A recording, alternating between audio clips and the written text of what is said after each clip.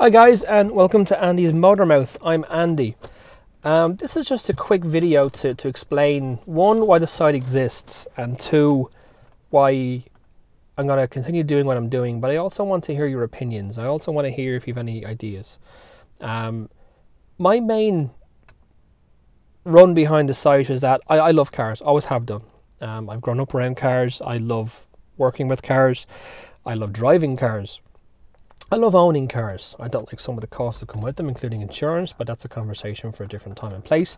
But for the most part, well, for all the part, I love cars. So I thought, hey, why not take something I love and actually do something about it? Try and share my love with the world, I suppose. Well, not just that, but try and encourage you people to do it too. So we'll see how it goes. The site itself is primarily, obviously, an Irish site because I am Irish. It's not something you see very often. I've seen piles of review sites out there, and they're English or they're American or they're other world sites. There's not a huge amount of Irish ones with Irish opinions. And obviously everyone's going to have their own opinion, so everyone thinks their opinion is better than somebody else's. But I just thought it would be nice to throw in the Irish point of view for a change, especially on car ownership, because the costs of car ownership in this country are quite high. The cost of insurance, tax, fuel, they're all very, very high in this country.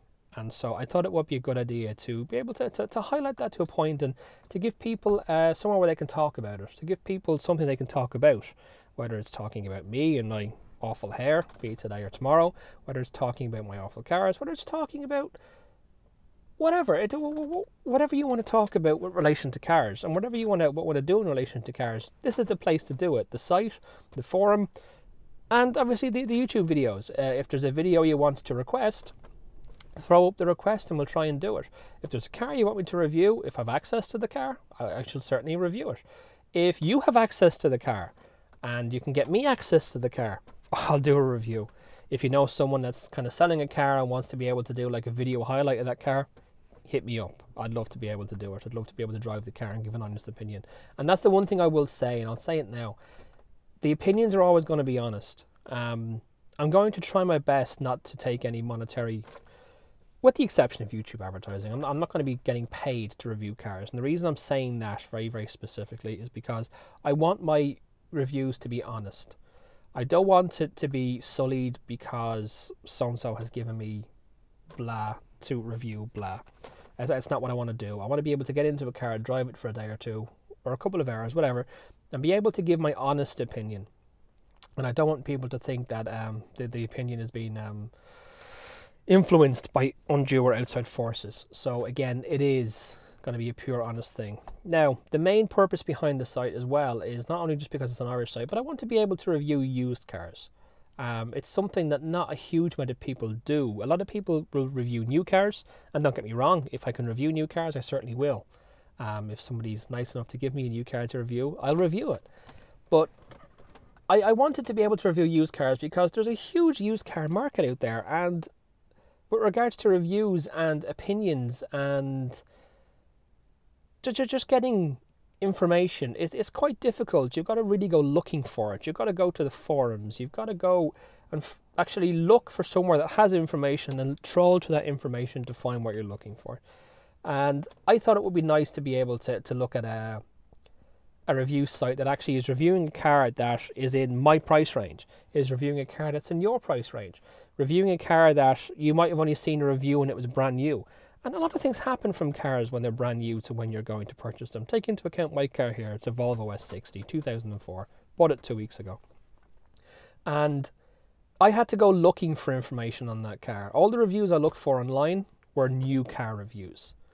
And again, a lot can happen in 10 years. I mean, things stop working, things break, and these things don't come into account a lot. So you go and see a nice new review on a car, you think, oh, that's a really nice car, let's go and buy it. You go and spend your 1,500 or 2,000 or whatever euros on the car. You come home and something breaks. And because the reviewer hasn't been able to give that opinion because it was a brand new car they were reviewing, it throws you a bit of a quandary. And for people who aren't mechanically minded, the first person they're going to go to is their mechanic, and their mechanic is going to say, oh, excellent, cha-ching. Now, I'm not saying all mechanics are like that, don't get me wrong by any means of the word, but people are there to make money. And so they are going to be saying, right, well, this needs to be done. And rather than replacing a particular part, they're going to have to replace the whole part. Case in point again, this car, air conditioning compressor bearing. I go to Volvo tell me use a whole new air conditioning compressor, €1,000, thank you very much. Or I go to a scrapyard to get an air conditioning compressor, have to fit it, have to get someone to drain the compressor, etc, etc, etc. It becomes a big headache. Turns out it's the bearing. Turns out the bearing can be actually fixed. How do I know this? Because I had to look for the information. I found the information on a forum. I found information on how to replace the bearing on a forum.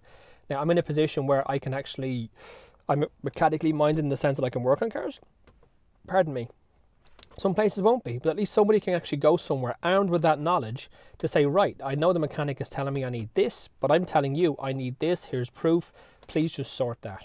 And it brings your bills right down too. So it's a lot of it to do with the cost of ownership. So hopefully we can actually steer people in that direction where they see something they like, and rather than actually going and just basing their purchase on a review that's 10 years old or 5 years old or 2 years old, it doesn't really matter how old the review is, but rather than doing that, it's actually going to be able to go out and actually pick a car that you want to review, or pick a car you want to buy, should I say, that there's a review of there, and it's a review of a car after 5, 10, 15 years or whatever. Basically, you're looking at the review of a car as you're buying it in that condition now. So you know what to look for. You know if there's going to be wear and tear. You know what things are likely to go in a car that's 5, 10, 15 years old. You know in a particular brand what's going to go in 5, 10, 15 years. So it means you're armed with the knowledge to be able to go and get be able to be able to go and get the best possible price for a car, but know what you're buying. There's an awful lot of cars, and I'll use BMW as an example. BMWs are lovely. BMWs are really, really comfortable. They're really, really fun when they're new. Audis as well, when they're new. As soon as you get over 5, 10 years, it's when all the expense comes in because you're having to replace parts. And parts for these cars, even service parts, aren't cheap.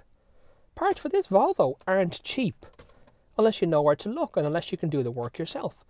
The parts just aren't cheap. So initially you don't have that knowledge, and so you go and buy your car and it's all lots of fun till something breaks. And I'm sorry, but you're buying a used car that's quite old, and something inevitably is going to go because it's been driving on that particular part for quite some time. It is going to go, and because you hadn't got that knowledge before, either you're not mechanically minded and you go into a panic or whatever be the case. Whereas this helps you, well, I hope it helps you to get on with it. So that's my rant over for that particular part. So that's the main reasoning and the main reasoning behind the behind the site. There's also going to be some opinion pieces because I'm rather opinionated. I've had an awful lot of issues with insurance lately in the sense of getting insurance, and also I was just rear-ended recently, and the process of actually having to go through that when something wasn't even my fault was quite stressful. And it's a video I'm going to do as a side maybe in a couple of weeks' time, because I want to be able to get over it and look back on it objectively. I was going to do a video last week about it, and it would have been too hot-headed. I would have been naming insurance companies and leaving myself open to litigation, and it was rather frustrating. And it's one of the reasons why I ended up getting this Volvo. But again, I'll go into that in that video. But that's just one thing. There will be opinion pieces, be it on the price of tax, price of fuel, price of insurance, running costs. There will be constant updates, especially on any cars I own. There'll be constant updates on how they're going along. So every couple of months I'll do an update where I say, right, look, we've replaced this, we've replaced that. We haven't done anything. The only running costs have been fuel, etc. So you get an idea of what it is. And if it's something that you'd like to be included in, so if it's something that you want to be able to write, say, look, I'm going to review my car, and in a couple of months' time we'll revisit you, and we'll go back over it again and kind of see what it is that you've actually had to put into the car, to give people a very good view on what it is they're buying, and a nice knowledge base to be able to come back to and go, right, this is what happens after so many years. So hopefully we can do that for you. And so that's the main impetus behind the actual site, that and my love for cars. So my intention obviously is to be able to get to review cars, and I have a lot of cars lined up to review, so that's great. We actually have some content coming to you. So we have a lot of cars lined up, and so I'd like to be able to get into them, review them, and get your opinions on them. So that's it. Now again, if I can get some new cars, I certainly will. If anyone out there is looking at it and liking what they're seeing, although the way I'm tumbling over my mouth and tongue right now isn't going to help us, I'm sure. But if anyone's actually looking to get a newer car reviewed, with a kind of more relaxed setting rather than just a very straightforward, these are wheels, this is an engine, this is a drive shaft, this is a gear stick. And to be able to give a nice, relaxed, comfortable and honest review, please hit us up at andy@andysmotormouth.com. And the website is andysmotormouth.com. Very straightforward. There are going to be blogs thrown up there every once in a while. I'm not the best blogger in the world. Even this YouTube stuff is kind of alien to me at the moment. So, I mean, talking to a camera is rather strange, especially when you're sitting in a car all by yourself and there's people around you looking at you. It becomes quite odd. I know if I was that person looking, I'd be quite odd too. The reason I'm leaving this all in the video, I'm not cutting this particular video up, it's a straightforward 2-camera piece.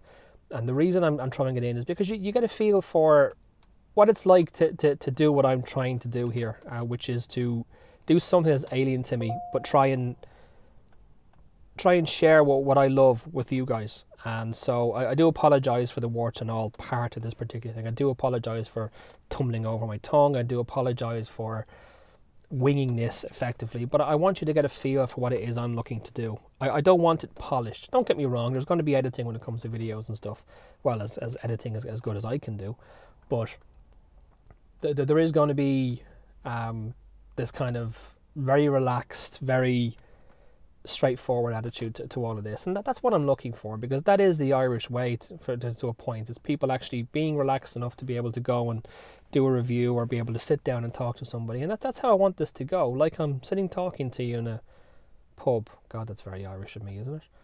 Be able to sit down and just have a conversation about our cars. So again, for that matter, hopefully I've succeeded in this. I'm going to sign off now because I'm rambling again and tumbling over myself and boring the hell out of you guys. But hopefully you get the message, you get the point, and hopefully you enjoy what it is I'm trying to say, and hopefully you guys can add to the conversation and expand the conversation, because the more we can do to help you guys out there and to help everybody, the better. The more information you have to go and purchase a new car, especially if you're in the used car market, the better. Because the used car market can be quite a hazardous one to navigate. You've got dealers, you've got Arthur Daly-like dealers who are selling really dodgy cars, and you have the private seller. I've had experiences with all three, and I have to be honest and say that my experience has been kind of the same from all three. It's one of those things that you got to try and base something on your gut. I've purchased cars from private sellers. Like this particular car I purchased 2 weeks ago, I've already got a problem. The person who owned this car before me knew there was a problem and never shared it with me. I've got exactly the same thing. I purchased a car from a dealership that, again, I had piles of problems with. But the dealer actually never told me, and I ended up having to threaten legal action and go through a long route just to get the dealer to do what they're legally obliged to do, which was to make sure the car was in a working order and drivable, especially for the price I paid for it. So hopefully this all helps, and again I'm rambling, so I'm going to sign off. So hopefully it all helps, and I will see you guys soon. The Volvo video is going to be going up in the next little while, as well as another video with a question I have on this particular Volvo. It's aimed more at the Volvo Owners Club members than anybody else, but anyone else that actually has information, please feel free to chime in. So that'll be going up. The Volvo video will be going up. This video will be going up. So we're going to have 3 videos this week. And then kind of it'll be drip fed then once I get the reviews done. It's trying to work my schedule around other people's schedules as well, to try and get their cars filmed in a nice, I mean, there's plenty of people I can film in the night time, but hey, you don't want to see a car in the dark. So thank you very much for understanding. Thanks for watching, and have a good day. Take care. Bye.